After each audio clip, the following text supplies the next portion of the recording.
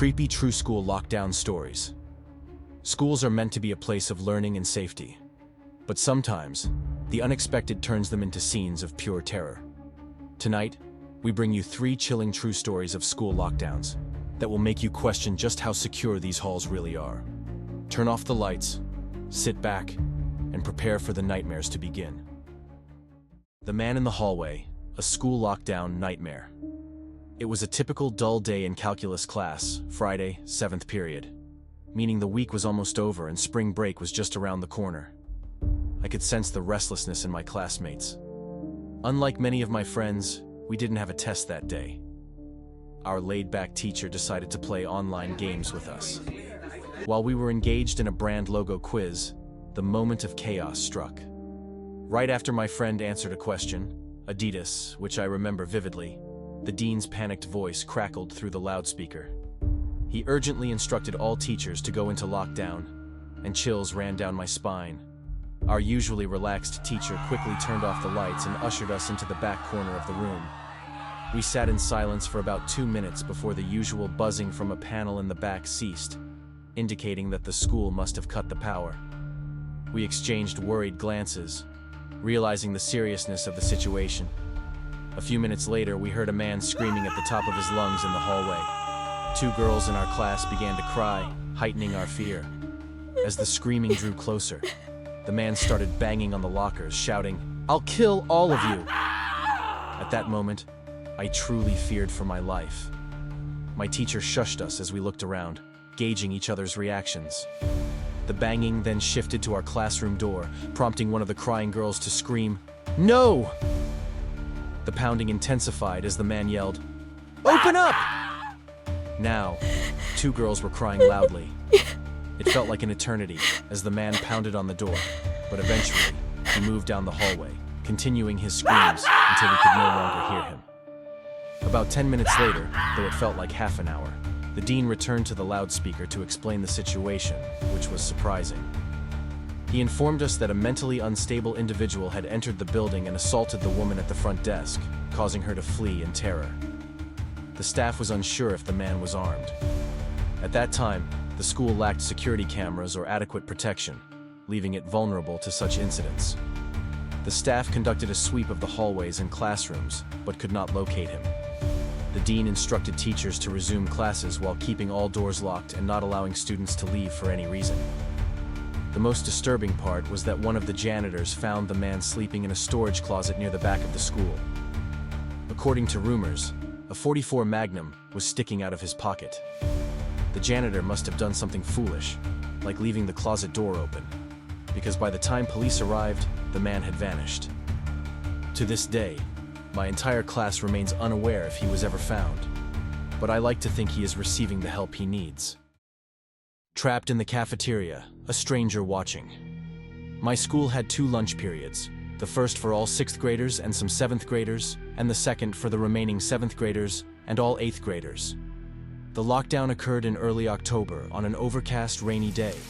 During the first lunch period, I heard 4 loud booms. I initially thought it was thunder, but the lunch crowd erupted in screams.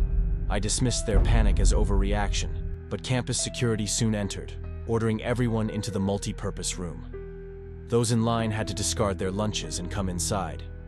My friends and I joined a large group of students in the multi-purpose room, filled with curiosity about what was happening. The room was enormous, with a back wall made of see-through glass. As we were rushed inside, security began covering the glass with curtains, and adults stationed themselves at every exit. My friend Eric, along with the rest of us, was eager for information, so he asked one of the adults what was going on. "What are you doing?" When he returned, he said, "You know those houses right in front of TMS? There's a mentally unstable man barricaded outside his house, threatening to commit suicide and kill the cops if they try to evict him. He's been watching the kids in a strange way." We later learned that the man was also a registered sex offender, which only heightened our anxiety. We were stuck in the multi-purpose room for an entire hour, taking up 2 periods. After the situation was resolved, we were escorted back to our classrooms one by one. I later found out that the man lived next to my friend Brandy, who told me about a previous Halloween when she saw him at his window, cutting his arm and writing in his own blood, "Don't come here or I'll kill you." At the time, people assumed it was just a Halloween prank, but after this incident, we realized how dangerous he truly was. Alone in the basement, the red-shirted intruder. Now, at 22 years old and fresh out of college, I recently started a job as a computer intern at my old high school, located in the messy, disorganized basement. However, there is a small, well-appointed office down there with 3 spacious desks, 2 mini fridges, a flat-screen TV, and air conditioning, a luxury not enjoyed by the students and teachers. I got this job because 3 of my former computer teachers adored me. I consider them real friends rather than mere instructors. Everything was going well until a few weeks ago. My 2 coworkers, Dave and Gary, were upstairs when I received a phone call from a woman in the front office informing me that the school was on lockdown due to a possibly armed intruder. With no real way to secure my office, just a large opening and a basement door without a working lock, I turned off the lights and my computer screen for safety. I texted both Gary and Dave, but they didn't respond. I sat in the dark, playing games on my phone for about 20 minutes, waiting for instructions to resume work. I had no idea what was happening upstairs and was not permitted to make any calls until the lockdown was over. Suddenly, the basement door creaked open.